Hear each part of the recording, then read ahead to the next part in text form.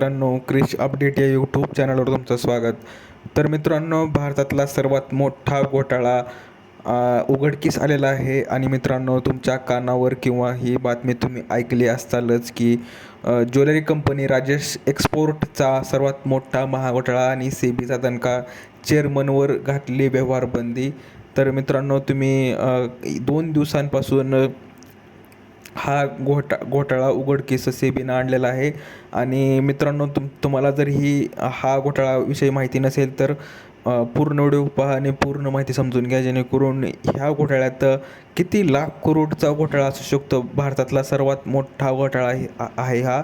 तर मित्रांनो, माहिती पाहण्याच्या अगोदर मित्रांनो, तुम्ही जर पहिल्यांदा चॅनलवर आला असता चॅनलला सबस्क्राईब करायला विसरू नका.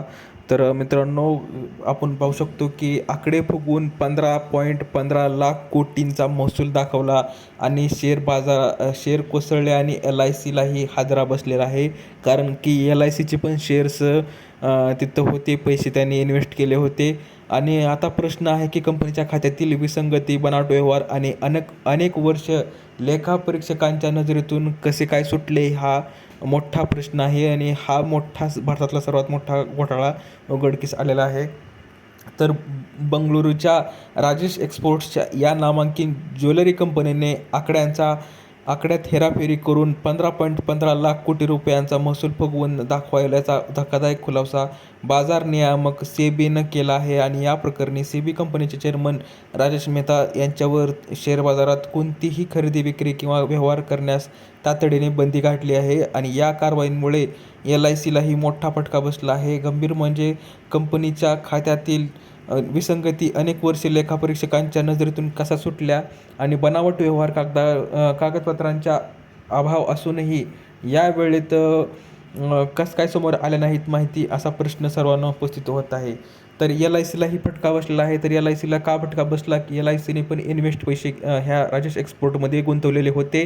आणि त्याचा आकडा जवळजवळ राजेश एक्सपोर्टचा शेअरचा 5% घसरून त्याला शेअर लोअर सर्किट लागले आहे. आणि विशेष म्हणजे राजेश एक्सपोर्टमध्ये LICने जवळजवळ 10.80% मोठी भागीदारी असल्याने LICच्या शेअर्समध्येही 1%हून अधिक घसरण आता झालेली आहे.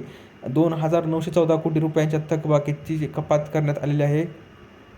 सेबीच्या मते कंपनीच्या खात्यांमध्ये दीर्घकाळ प्रलंबित असलेली सुमारे 2,914 कोटी रुपयांची येणे अस्पष्ट असल्याने पद्धतीने कमी करण्यात आले. आणि यामागील कारणे, व्यवहाराचे स्वरूप किंवा वापरलेला आधार, पुरेशी माहिती आर्थिक अहवालात देण्यात आलेली नव्हती, बनावट व्यवहारांचा संशय आहे. आणि हा जो घोटाळा करण्यात आलेला आहे त्याचा मुख्य आरोपी जो आहे तो राजेश एक्सपोर्टचा मालक, मुख्य ओनर जो आहे तो राजेश मेहता आहे.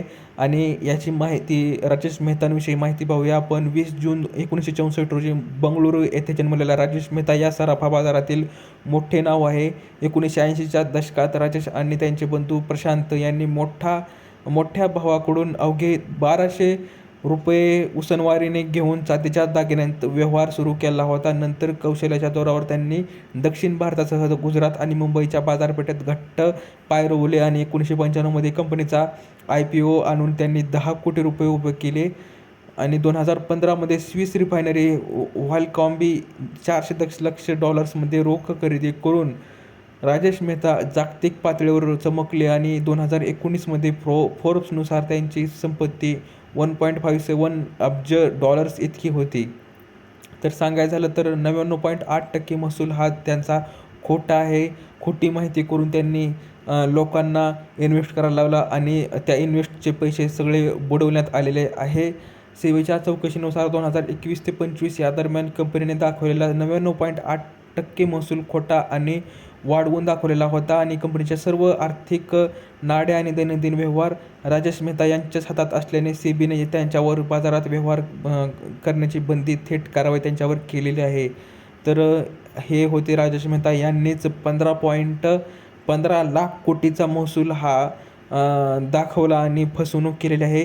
आत्तापर्यंत मी पाहू शकतो की हर्षद मेहता 1992, विजय माल्या असतील, मेहुल चोक्सी असेल, तर असे भरपूर घोटाळेबाज आतापर्यंत निघालेले आहेत. पण आता सर्वात मोठा 2026चा हा घोटाळा आहे. तर मित्रांनो, अशी ही अपडेट आहे. जर दिलेली माहिती समजली असेल व्हिडिओला लाईक करा, जास्तीत जास्त शेअर करा आणि चॅनलला सबस्क्राईब करायला विसरू नका. तर भेटूया पुढच्या व्हिडिओमध्ये. तोपर्यंत धन्यवाद.